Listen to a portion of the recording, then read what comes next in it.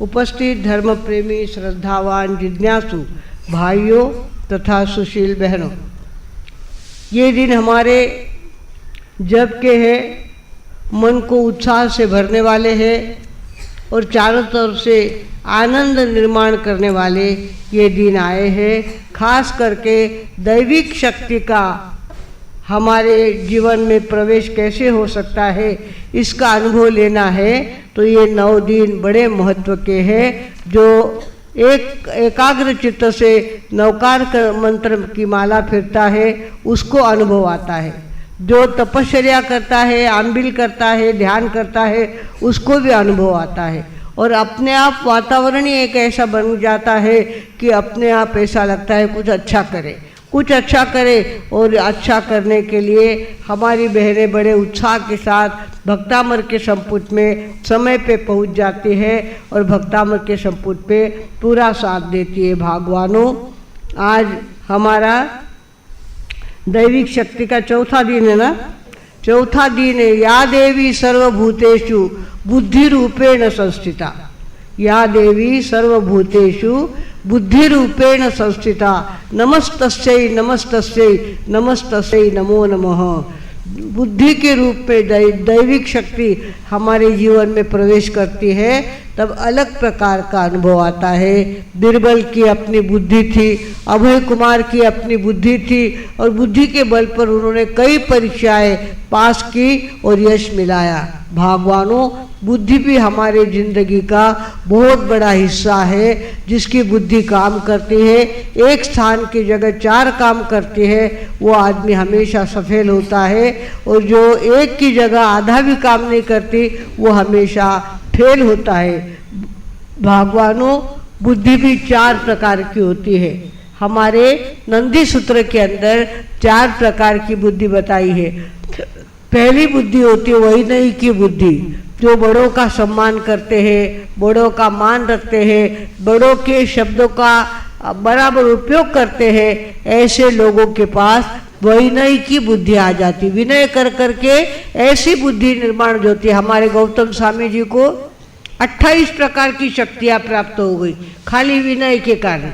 इतना विनय उन्होंने किया, बेले बेले तप करना, किसी का पैर दबाना, किसी को पारना ला के देना, किसी के न जाने कितनी कामें वो करते थे।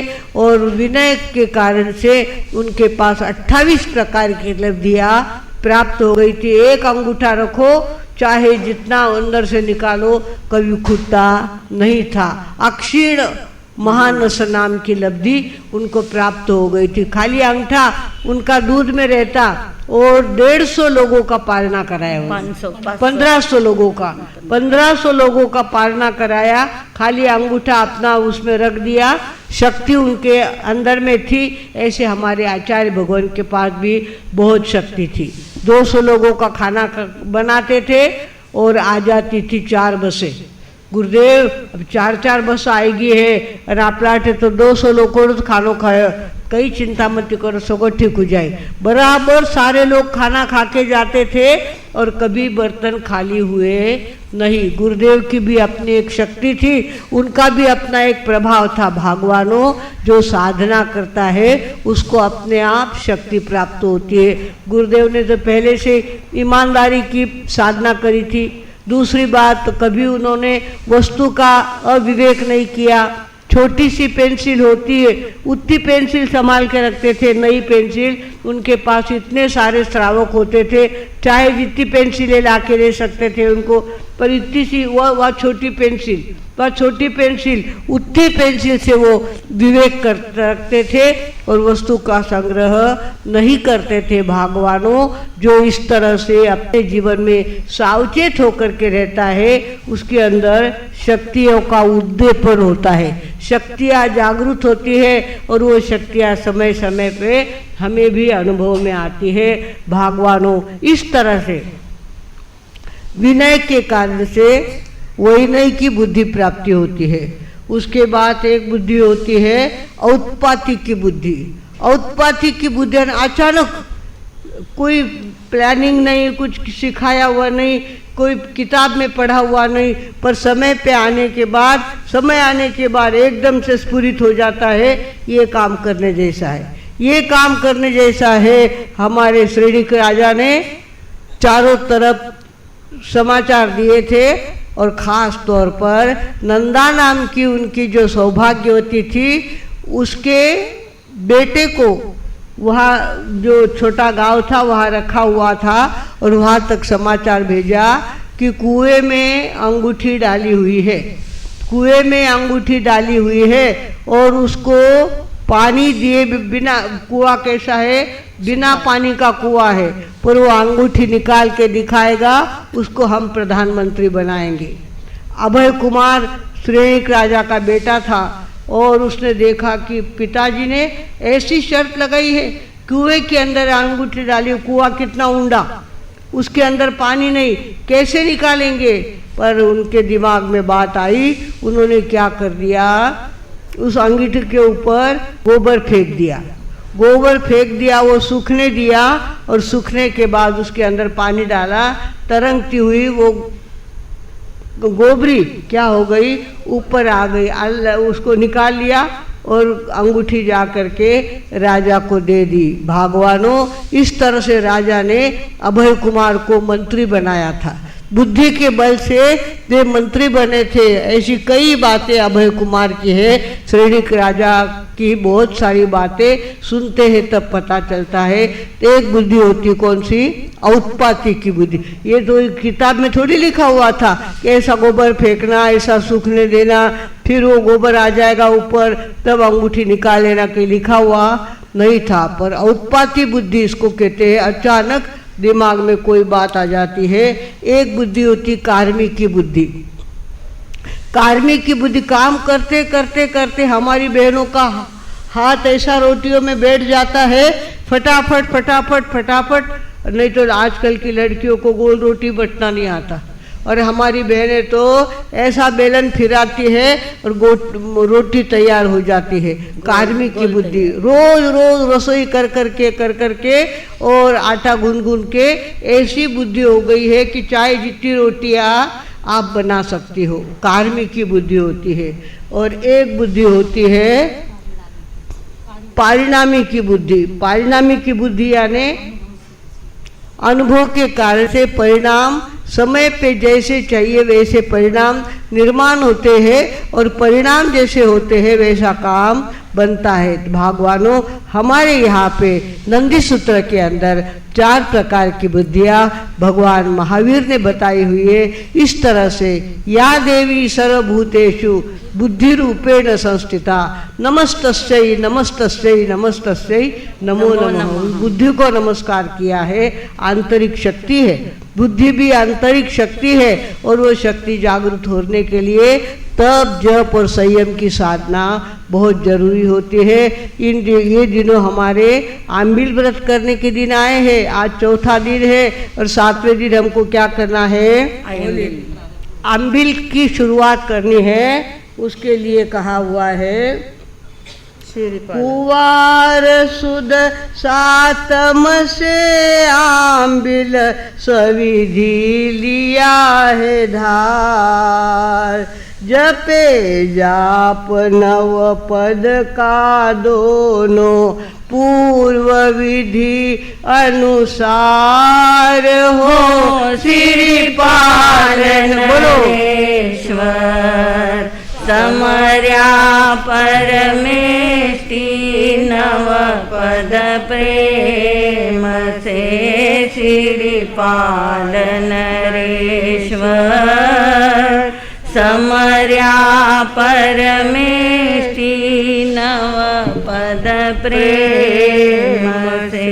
अब जब इन कोड़ियों को गांव में लाया गया तो गांव वालों ने बहुत विरोध किया। अरे कोड़ी गांव में आ गया, सबको कोड़ हो जाएगा, कोड़ के जंतु पूरे गांव में फैल जाएंगे, इनको यहाँ मत रखो, ऐसा बहुत कहा। पर श्रावक जी थे, उनको गुरु का वाक्य ब्रह्म वाक्य लगता था। मेरे गुरुदेव ने मुझे आज्ञा करी है कि तुम्हारे साथ इसको ले जाओ और इनकी 9 दिन की साधना तुम्हारी यहाँ से होनी चाहिए। उनके पास दूसरा नया बना हुआ घर था जहाँ रहने नहीं गए थे। वहाँ लोगों ने बहुत विरोध किया, किंतु श्रावक जी तो चुपचाप दोनों को अपने नवे घर में लेके गए।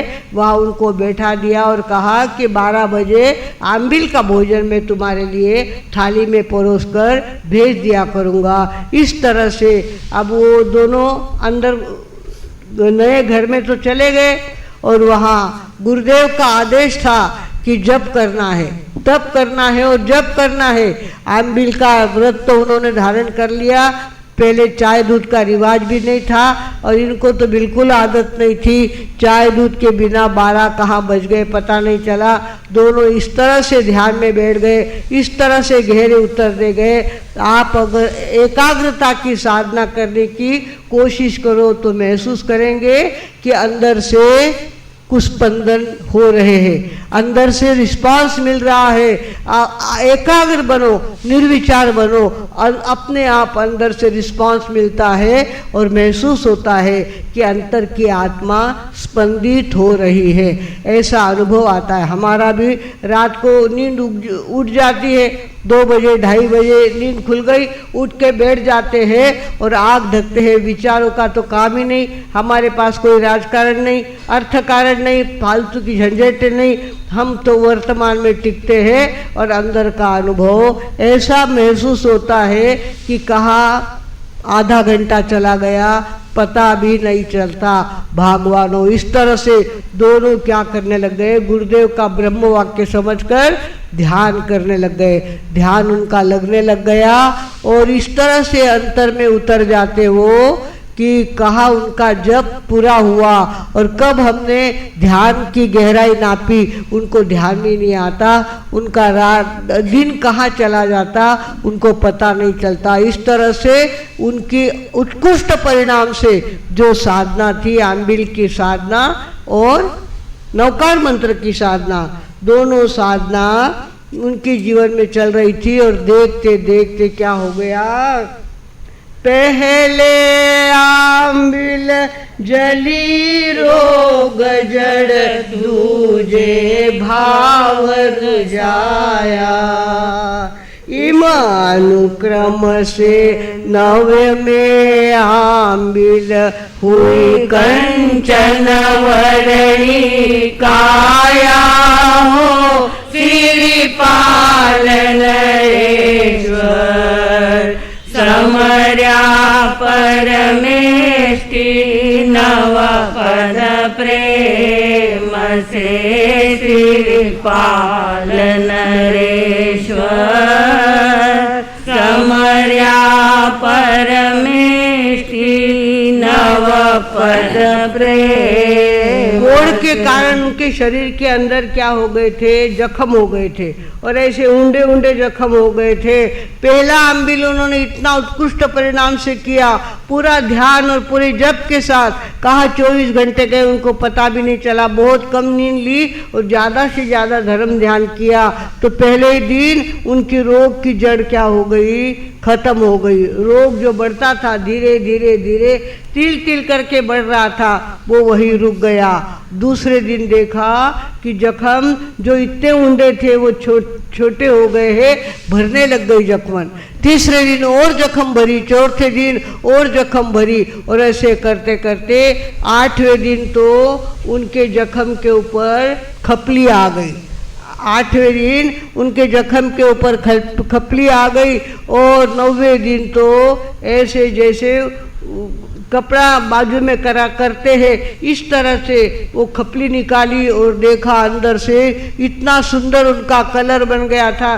सुंदर तो थे ही, राजकुमार तो थे ही, बाकी किसी बात की कमी नहीं थी। और 9वें दिन क्या हो गया, उनकी कंचन वर्णी काया हो गई। कंचन वर्णी काया जब सेठ साहब ने देखी, सेठ साहब कहने लग गए, आप सामान्य लोग नहीं हो, आप विशेष लोग हैं, आपके पालने का मैं इंतजाम करूंगा। उन्होंने पूरे गांव को सिगरी नेथा दे दिया।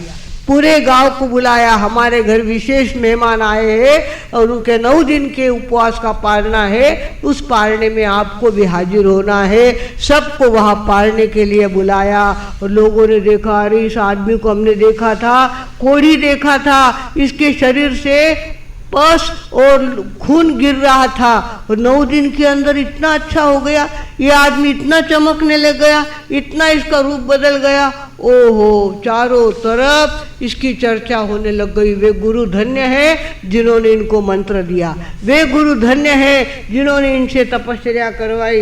इस तरह से नव पद की महिमा जग जा छाई, पुरजन आश्चर्य पाया। मैं ना कहे गुरु कृपा से, आनंद हुआ मन चाया हो।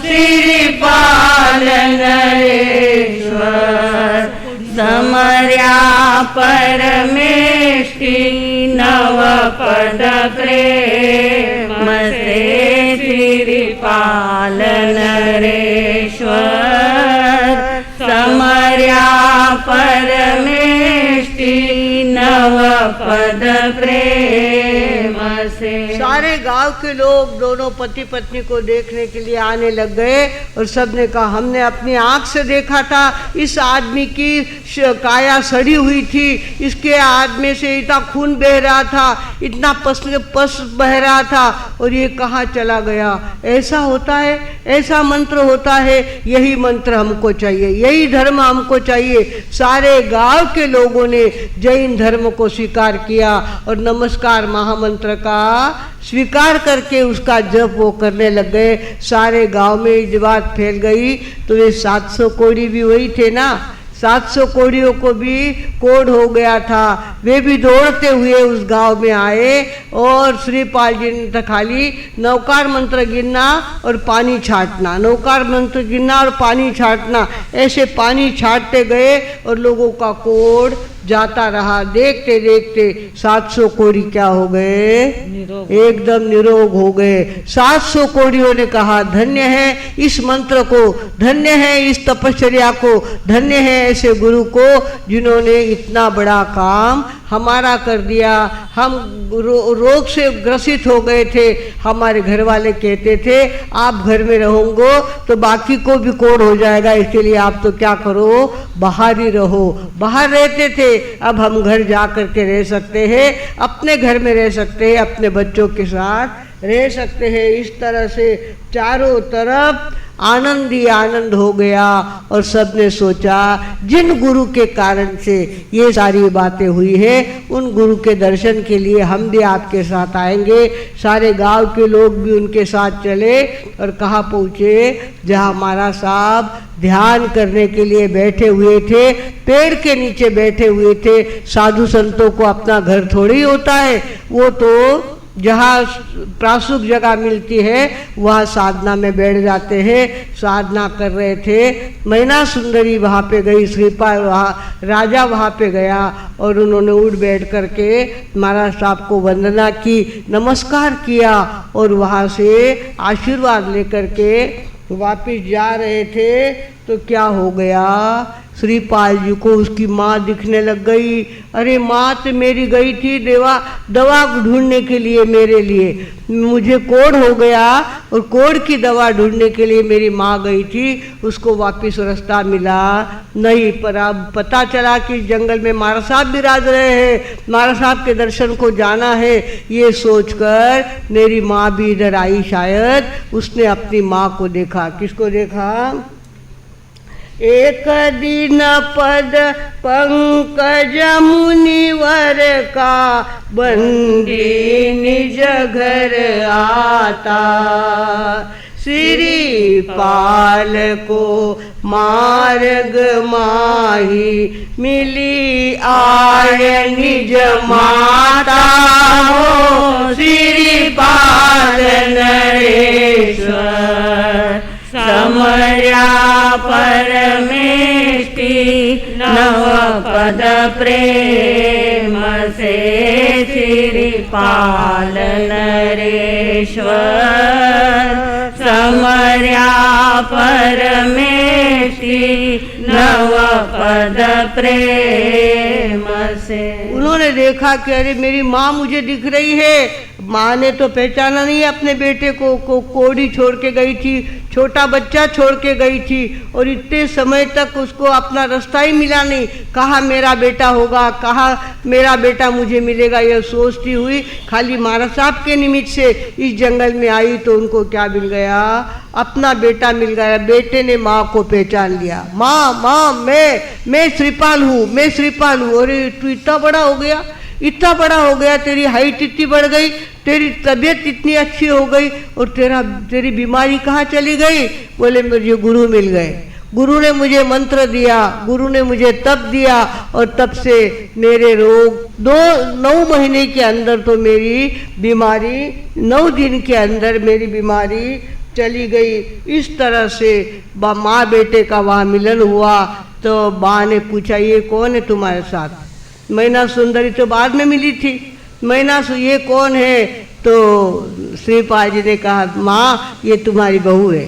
क्या कहा? इसी के उपकार है, इसी को धर्मशाला समझता था और इसी ने गुरु शोध के निकाले और इन्होंने गुरुदेव से पूछा कि मुझे कुछ दवा बताओ और देखते देखते 9 दिन में मेरी तबीयत अच्छी हो गई। इस तरह से मैना सुंदरी ने देखा ये मेरी सगी सासू है।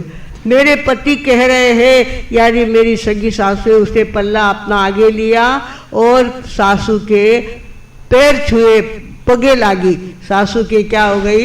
आपला पगे लागे ना, अब गया पगे लागंदा दिन। तो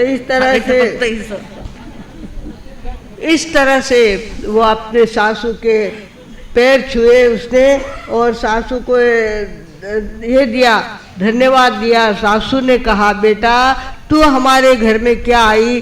तुम्हारे निमित्त से हमारे घर में लक्ष्मी आ गई। मेरे बेटे का कोढ़ दूर हो गया। मैं दवा लेने गई थी, दवा तो मिली नहीं, रास्ता भूल गई और कितने महीने के बाद वापस मेरा बेटा तुम्हारे कारण से मुझे मिला है। आज मैं धन्य हो गई हूँ। इस तरह से वो क्या करने लग गई? बहू के गुण गाने लग गई। इधर क्या हो गया? उनके मामा जी, किसके मामा जी? श्रीपाल जी, मैना सुंदरी के मामा जी। मैना सुंदरी जी के मामा जी भी उसी गांव में रहते थे और उन्होंने देखा अरे कोड़े के साथ इसको लड़की को भेजा है और ये देखो अच्छे आदमी के साथ हंसी मजाक करती हुई जा रही है। मेरी भांजी ऐसी बिगड़ी हुई निकली। और आकर के मैना सुंदरी ने कहा मामा साहब ये दूसरे तीसरे कोई नहीं, जिनके साथ मुझे भेजा गया था वही ये श्रीपाल है, श्रीपाल जी है और कोई नहीं है, दूसरा तीसरा आदमी नहीं है। श्रीपाल जी ने कहा रूप सुंदरी नहीं रूप सुंदर। तो इस तरह से क्या हो गया? माँ तो मिली गई थी पहले, फिर मामा जी ने देखा और मामा जी को देख करके दोनों एकदम खुश हो गए। मामा जी को जब सच्ची बातें पता चली तो मामा ने कहा हम दूसरे के घर तुम्हें नहीं रहने देंगे, दूसरे गांव में भी रहने नहीं देंगे, हम तो अपने घर लेके आ जाएंगे। मामा जी ने क्या किया? दोनों को रथ में बैठाया और कहाँ लेके आए? उसी शहर में उनका बहुत बड़ा महल था, वहाँ लेके आ गए और कहने लगे आराम से यहाँ पे रहो, किसी प्रकार की कोई दिक्कत महसूस नहीं करना, अपने यहाँ कोई बात की कमी नहीं है, आप आनंद से यहाँ रहना। ऊपर दोनों 3री मंजिल के छत के ऊपर श्रीपाल और मैना सुंदरी बैठे थे, झूला झूल रहे थे, झोपाड़ा जो झूला झूल रहे थे और हंसी मजाक उनकी चल रही थी। उसी समय श्रीपाल जी के मैना सुंदरी के पिताजी उधर से शिकार जंगल में जाकर के आए थे और ऊपर देखा, ससुराल का घर था उनका, उनके साले के घर में उन्होंने देखा ओहो ये मैना सुंदरी तो यहाँ बैठी है और अच्छे आदमी के साथ बैठी है, वो कोड़ी कहाँ चला गया? एकदम से वो तो गर्म हो गया, एकदम गर्म हो गया और दूसरी मंजिल पे मामा जी खड़े थे। उन्होंने देखा मेरे बेनोई जी आ रहे हैं, ऊपर देख रहे हैं और उनके आंखों में क्रोध उतर रहा है। उनका मामा जी के पास कौन गए? मामा गए नीचे, अपने बहनोई जी के पास मामा जी गए और कहा कि जीजाजी ये दूसरे तीसरे कोई नहीं, जिनके साथ तुमने मेरी भांजी को भेजा था वही ये कोड़ी है। इसका कोड गया है नमस्कार महामंत्र के कारण, आंबिल व्रत के कारण इनकी सारी भावना पूरी हुई है और दूसरा तीसरा कोई नहीं। ये कौन है? आपका जवाई है और आपकी ही बेटी है। ओहो, पिताजी ने देखा, धन्य हो गए। कह रही थी मेरी मैना, कह रही थी बेटी आप कर्मी होती है, बाप कर्मी नहीं होती। उसने बता दिया आप कर्म कैसे काम करते हैं और आप कर्मी बेटी कैसा अपना भाग्य खोल सकती है, ये आज हमको देखने को मिल गया। मैं देनी कुश्ती के कर में या लगी अन्य के लार, विमल वंश के दाग लगायो बार बार धिक्कार हो श्रीपाल नरेश्वर। समर्या परमेष्टि नवपद प्रेम से श्रीपाल नरेश्वर। समर्या परमेष्टि नवपद प्रेम से।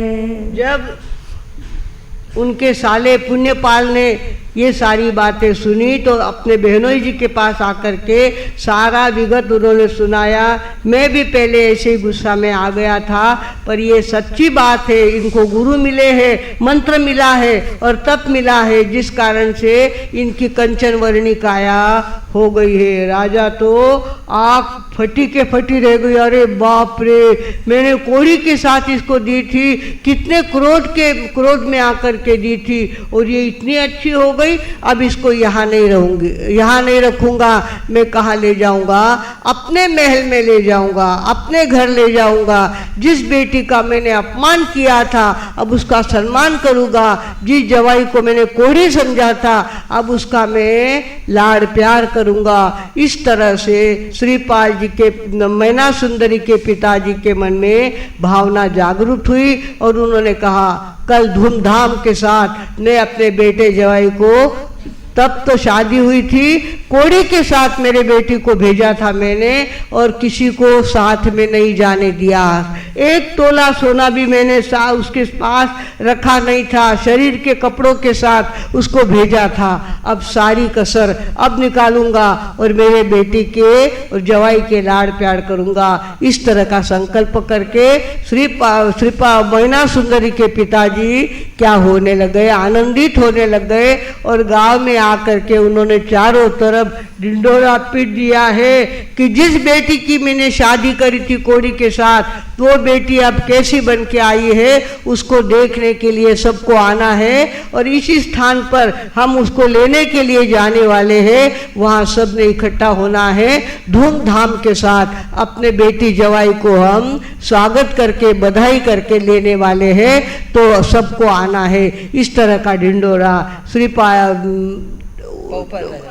राजा ने चारों तरफ ढिंढोरा पिटवाया है मैना सुंदरी के पिताजी ने। और अब देखते हैं कल कैसा उनका स्वागत होता है, किस तरह से उनको जिंदगी में कैसी दिशा मिलती है, ये तो समय आने के पता चलेगा। भगवानों हमारे यहाँ पे तैयारी करने दे। जप के साथ तप का भी कहा हुआ है, तप का भी बहुत महत्व बताया है। आंबिल तप कैसा, महाराष्ट्रीयन लोक ह्या काय तपश्चर्या म्हणत नका, चांगली भाकरी मिळते खायला, भाजी मिळते खायला, तेल नसलं तर काय फरक पडतो, तूप नसलं तर काय फरक पडतो। आम्ही कुठं रोज तूप खातो पोळीला लावून, आम्ही अशाच पोळ्या खातो। इस तरह से उनको कुछ नहीं लगता, पर बनिए लोग बिना चुपड़ी रोटी नहीं खाते, बिना चुपड़ी रोटी नहीं खाते, बिना तेल का साग भी उनको नहीं चलता। भागवानों, इस तरह से पेट को विश्रांति मिलती है। पेट तो भर जाता है पर पेट को विश्रांति भी मिल जाती है। वजनदार कुछ खाना होता नहीं है, हल्का फुल्का खाना होता है। भूख लगती है, भूख तो खाना मिल जाता है। और बाकी तपस्यारा 12 प्रकार पेलारा बधावना जी। तपस्यारा 12 प्रकार पेलारा बधावना जी। तप करे चतुर सुजान तपस्या में गुण घना जी। तप करे चतुर सुजान तपस्या में गुण घना जी। काया में अटक्यो है मेल तपस्या सुधुल जावे जी। काया में अटक्यो है मेल तपस्या सुधुल जावे जी। बीमारी यारो है इलाज कर्म रस्तो भूल जावे जी। बीमारी यारो है इलाज कर्म रस्तो भूल जावे जी। बादिरो उतरे है बोझ रोज ही करना तप थोड़ो जी। बादिरो उतरे है बोझ रोज ही करनो तप थोड़ो जी। पिघड़े है रोज आयुष करो मति आबे मोड़ो जी। हे आयुष करो मति आबे मोड़ो जी। जी बड़ली मांगे है स्वाद हिम्मत करे सुराही जी। जी बड़ली मांगे है स्वाद हिम्मत करे सुराही जी। रसना ने बस करिया जेह रहा नहीं अधूराही जी। रसना ने बस करिया जेह नहीं रहा अधूराही जी। जिन जीरो पंथ सुपंथ बाता सगड़ी हीरा जैसी जी। जिन जीरो पंथ सुपंथ बाता सगड़ी हीरा जैसी। तपस्यारा 12 प्रकार पेलारा बधावना जी। तपस्या के 12 प्रकार बता हुए हैं। अंत, अनशन, उनोदरी, भिक्षाचरी, रस परित्याग आदि सारे 12 प्रकार बताए हैं। जिसके अंदर अम्बिल भी एक तप है, जिसके अंदर पांचों भी गए छोड़ना। दही, दूध, तेल, घी, शक्कर और हरी सब्जी बिल्कुल खानी नहीं है। ऐसा रूखा सूखा आहार करने से तपश्चर्या हमारी तबीयत अच्छी होती है। उस कारण से तपश्चर्या करने से तबीयत अच्छी होती है। किंतु पालने के दिन आपने भरा भर तरेड़ो भी खाई लिया, भुजा भी खाई लिया, बड़ा भी खाई लिया, પછી કેવું જીસી આંબીલી ઓળી કરીને જીસી મારી તબિયત ચોખ્ખી રહેવાની। तबियत पालन बिगाड़े फिर माँ के करना। तपश्चर्या के साथ पालना भी सुधारना चाहिए। जितने दिन तपश्चर्या की है उतने दिन पथ्य पालना चाहिए, उतने दिन लिक्विड लेना चाहिए।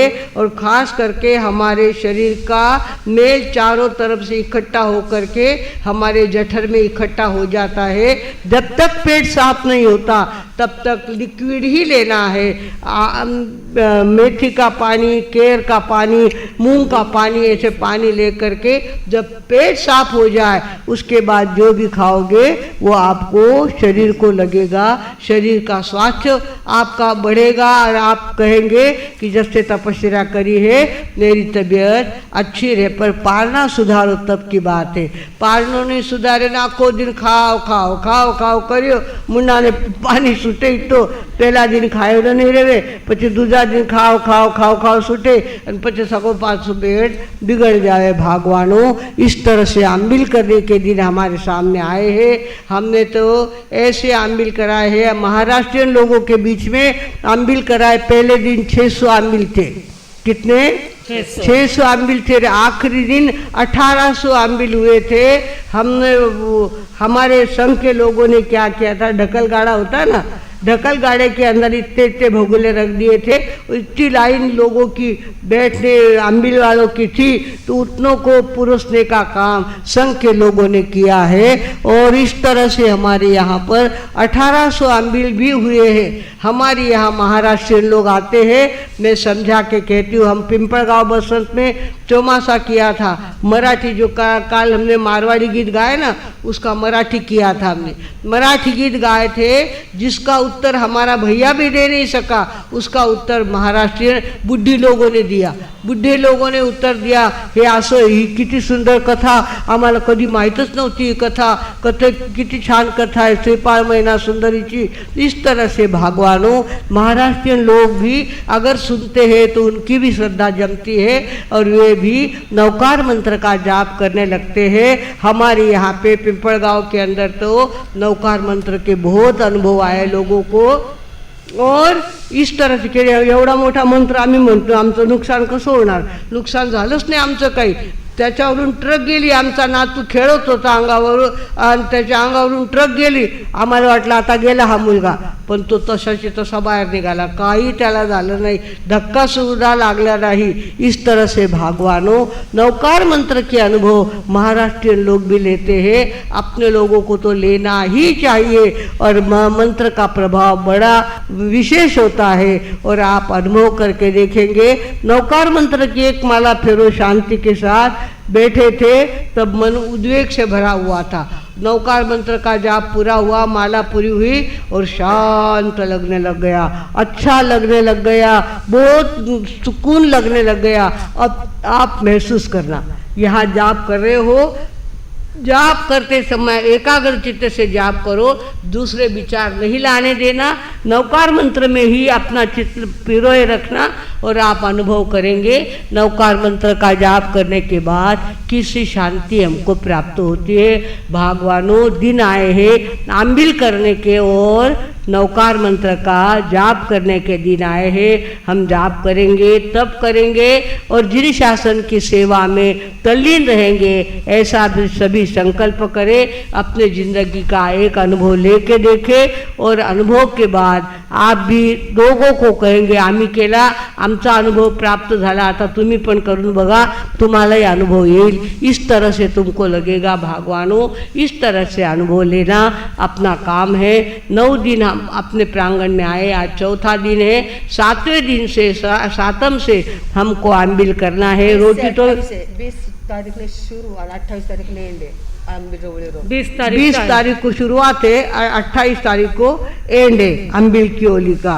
तो सभी जाप करेंगे, तब करेंगे और जब भी करेंगे, ऐसा विश्वास रख के अब मैं विराम लेती हूँ। ओम शांति।